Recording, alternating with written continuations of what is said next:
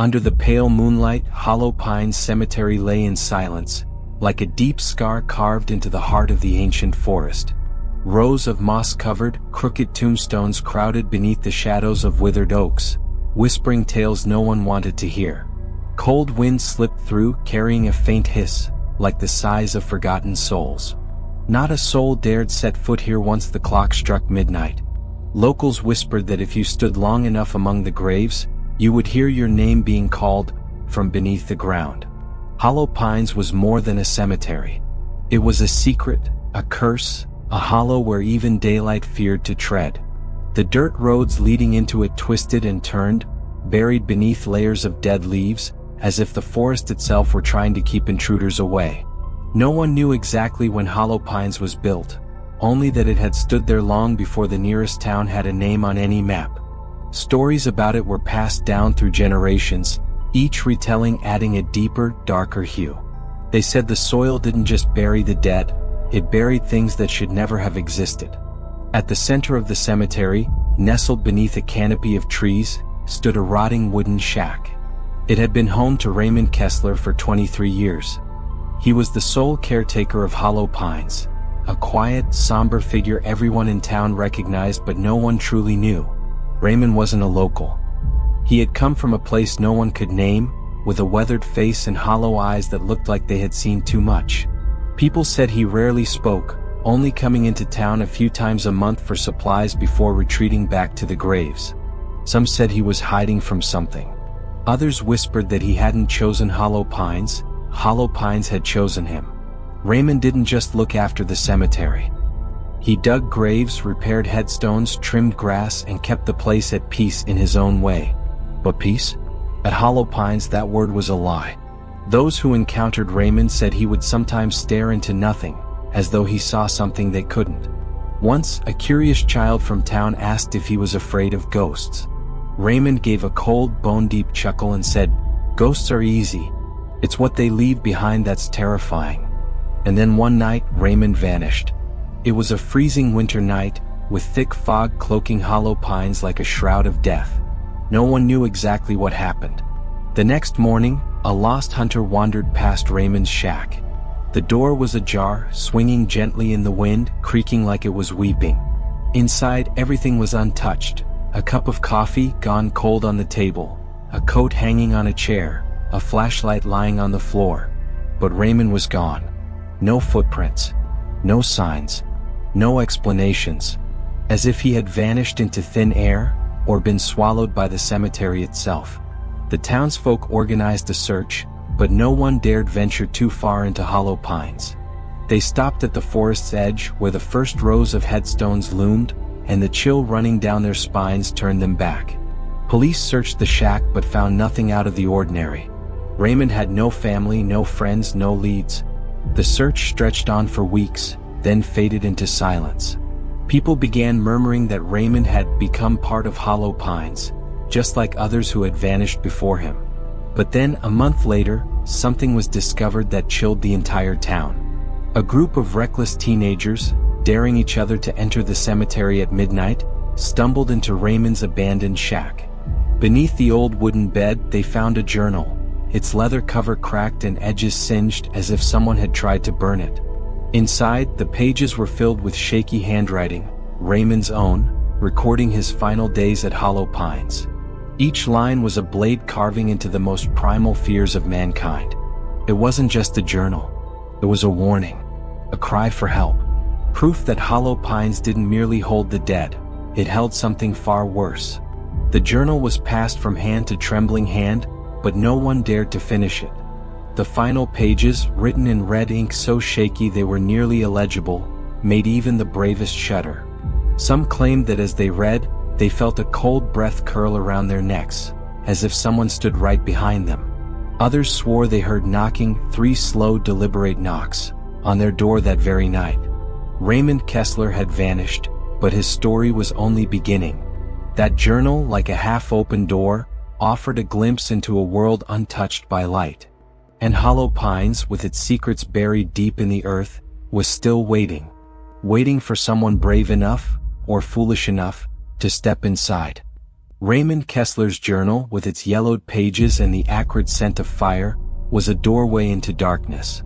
Every line, trembling under the weak lamplight, seemed to be written by a man battling his own fear.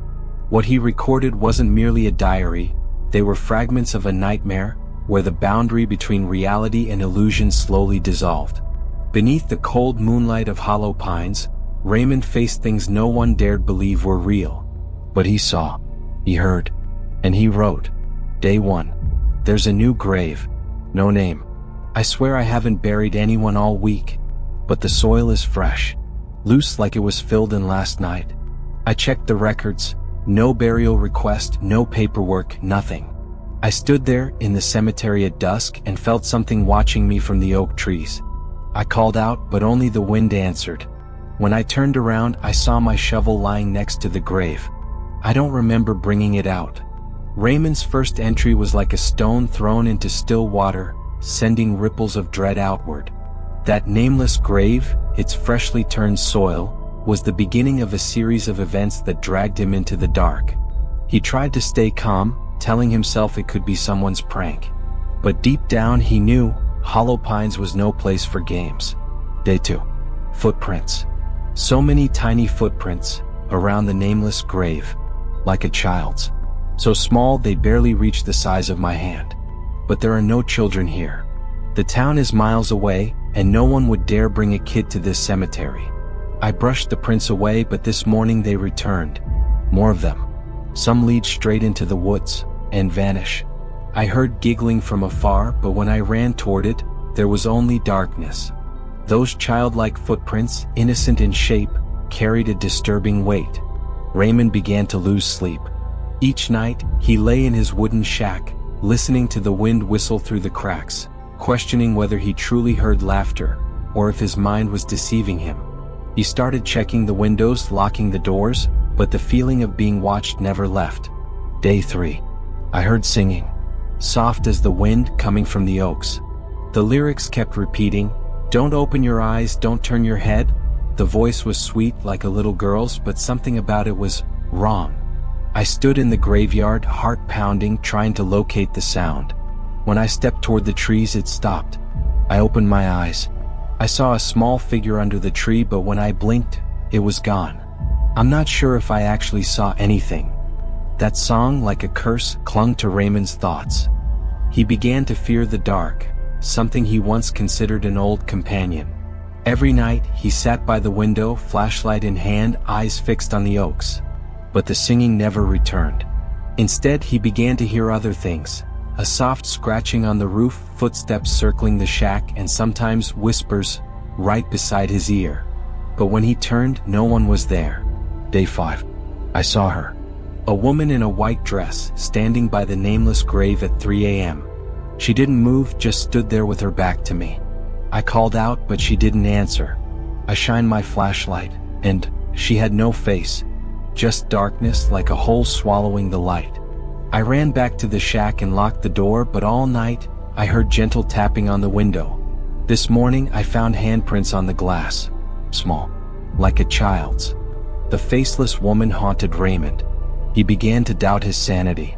Was it all hallucination? Or was Hollow Pines playing tricks on him? He tried avoiding the grave, but each time he passed it, he felt an invisible pull, as if it was calling him. Day 6. Every mirror in the shack is cracked. I don't know when it happened. Every time I sleep, I dream I'm standing in the graveyard, staring at myself through the window. My eyes, its eyes, are hollow, soulless. But when I wake up, I can't remember falling asleep, or if I ever really woke. Today I smashed all the mirrors. I don't want to see that face again. Raymond's dreams, or what he thought were dreams, began bleeding into reality. He could no longer tell day from night. Every time he closed his eyes, he saw himself surrounded by graves, watched by shapeless figures. He began scribbling frantically as if afraid he would forget, or worse, lose the chance to write again. Day 7. There are 3 knocks at the door every night, always at exactly 2:17 a.m. I don't open.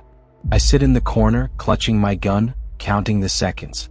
This morning I saw a bloody handprint on the door. Small, like a child's. It wasn't dry. The blood was fresh, as if pressed there moments ago. I wiped it off, but the smell, it won't go away. I think it's in the shack now. The bloody handprint was the breaking point. Raymond was no longer the caretaker of Hollow Pines, he was its prey. Each night, he sat in the dark, counting every knock, praying for morning. But daylight brought no comfort. Hollow Pines had seeped into him, like a curse that could never be lifted. Raymond's journal was a testament to the days he was consumed by darkness. Every entry was a cry for help, but no one listened. And when the final page came, he was ready to face the truth, whatever it may be. Raymond Kessler's journal ended in a silence so unnerving, it was as if the wind itself had ceased whispering through the graves of Hollow Pines. The final entries, scribbled in shaky red ink, seemed written in a fit of panic. His last testament, not just to what he had seen but to what had consumed him. His warnings were more than words on paper. They were a curse, a door to things that should never be awakened. Hollow Pines, with its secrets buried in cold earth, continues to wait. And Raymond's story is only the prologue to a nightmare that never ends. Day 8, no signature. Tonight I have to know. The singing is louder now, closer, like it's right outside the door. It's calling me, pulling me toward the nameless grave. I can't take this anymore. I'm taking the flashlight, the journal, and the gun. If I don't return, don't trust the ones in black uniforms. They're not people. They have no eyes, but they see you. And if anyone reads this, don't go to Hollow Pine Cemetery. Don't open your eyes. Don't turn around. Don't let them know you've seen. These were Raymond's final words, scrawled as if he knew time was slipping away. No punctuation. No goodbye. Just raw desperation mixed with grim resolve. He stepped out of the wooden shack, leaving the door ajar, creaking in the cold wind. The flashlight in his hand might have lit the path toward the nameless grave, but its faint glow was no match for the darkness that ruled Hollow Pines. Raymond never returned. No trace. No scream. As if he had vanished into the air, or worse, been pulled beneath the cemetery itself, claimed by the very thing he had written about.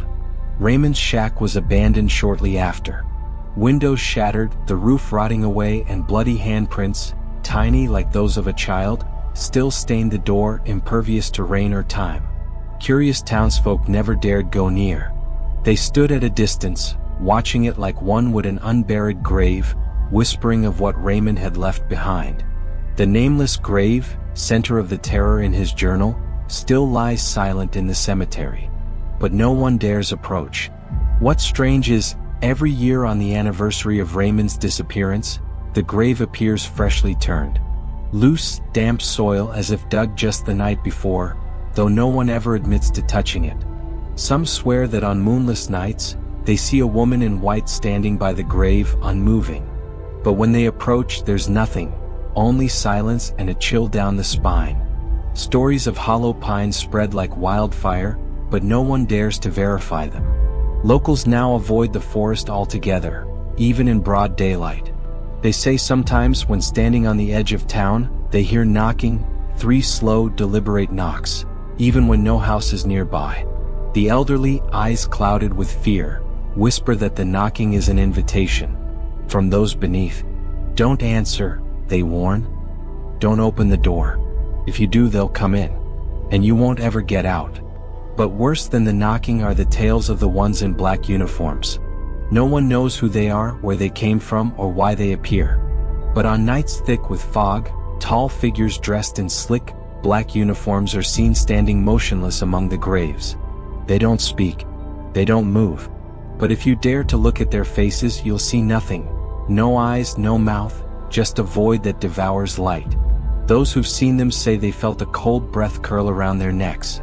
From that night on, their dreams are filled with visions of the nameless grave and the eerie, childlike song.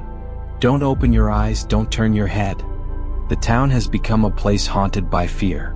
Anyone who has read even a page of Raymond's journal claims they can never shake the feeling of being watched. One man swore he heard the singing every time he closed his eyes. He burned the journal, but the melody stayed, looping in his mind like a curse etched into his soul. Another said he saw himself, his own self, standing outside his window staring in with hollow eyes just like Raymond described. Hollow Pines is not just a place. It is a living entity. It seeps into the mind, plants seeds of fear, and waits for the moment you are weakest. And if you are brave enough, or foolish enough, to set foot in Hollow Pines, remember Raymond's final warning. If you see those in black, don't speak. Don't look at their faces because what you see will never leave your mind. Don't turn around because what's behind you might no longer be human. And above all, don't open your eyes. Because once you do, you belong to Hollow Pines. The cemetery doesn't just bury the dead. It holds spirits, secrets, and fools who dared to enter. Raymond Kessler paid the price. Will you be the next?